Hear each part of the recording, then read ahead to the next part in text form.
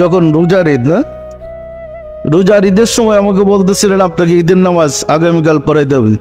আমি বললাম ঈদের নামাজ তো এমন হয় না, খুতবা টুতবা লাগবে, আপনি খুতবা লিখে খেলুন। তখন তুই যুদ্ধের পোশাক, স্ট্যান্ড গান কাঁধে, এই অবস্থায় যুদ্ধের মাঠে হেজা মরাদে ঈদের নামাজ মুক্তিযোদ্ধাদেরকে, বিষয়টা কঠিন। সবার তো যুদ্ধের পোশাক। মোটামুটি যথেষ্ট লোক হয়েছিল, অনেক অফিসার ছিলেন, ওই general Ibrahim, general Matin, general Khalequzzaman, Helal Murshed, আরও MS ভুইয়া, তারপরে শফিউল্লাহ সাহেব, নুরুজ্জামান সাহেব, আরও অনেকজন যারা পরবর্তীতে অনেকেই জেনারেল হয়েছে, ওনারা ছিলেন। ওই দিন আমার মনে পড়ে আমাদের সেক্টরে 5টা গরু জবাই হয়েছিল, মানে ঈদের বড় খাবার দেবে মুক্তিযোদ্ধাদেরকে, গরু জবাই করে পাকটা হয়েছে ঈদের খাবারের জন্য। আমাকে বললেন ঈদের নামাজ পড়ে দে। ঈদের নামাজে আমি গিয়ে দাঁড়াইয়া কাঁধে তো অস্ত্র আছি, খুতবা দিলাম, ঈদের চাঁদ ফিরে যাও তাদের কাছে যারা আমাদের মা বোনদের ইজ্জত নিয়ে সিনেমিনি খেলছে। আমাদের জন্য কিসের ঈদ? যে বক্তৃতা শুরু করছে আমিও কাঁদতেছি, সব মুক্তিযোদ্ধারা গড়াগড়ি খেয়ে কাঁদতেছে, কে কার ঈদ করবে? অবস্থাটা এমন হয়েছে, মেজর কামাল সুইটা এসে বলছে আপনি কি লোকগুলা মেরে ফেলাইবেন?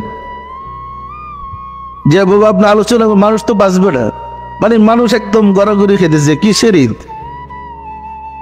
তো সিরিয়াস আমিও ছিলাম তখন একটা অবস্থা। ওই এক অবস্থায় হঠাৎ বললাম আপনারা সবাই সাক্ষী থাকেন, আল্লাহর কসম আগামী বকরি ঈদের আগে দেশ স্বাধীন হবে। আমি আপনাদেরকে নিয়ে ঢাকা রেসকোর্সে বকরি ঈদের নামাজ পড়ব। আমি 3বার বলেছি আপনারা সবাই সাক্ষী থাকেন, আল্লাহর কসম আগামী বকরি ঈদের আগে দেশ স্বাধীন হবে। আমি ঢাকা রেসকোর্সে আপনাদেরকে নিয়ে বকরি ঈদের নামাজ পড়ব।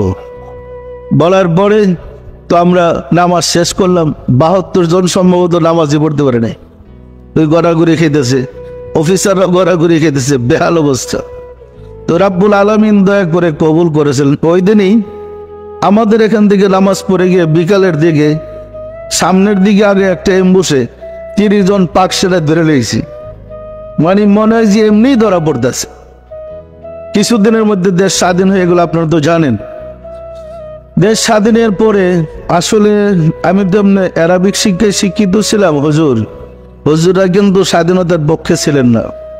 সব মসজিদের দোয়া হয়েছে দেশ যেন স্বাধীন না হয়, পূর্ব পাকিস্তান থাকে, কিন্তু রাব্বুল আলামিনের তো এটা বাংলাদেশই হয়েছে। কি বলেন?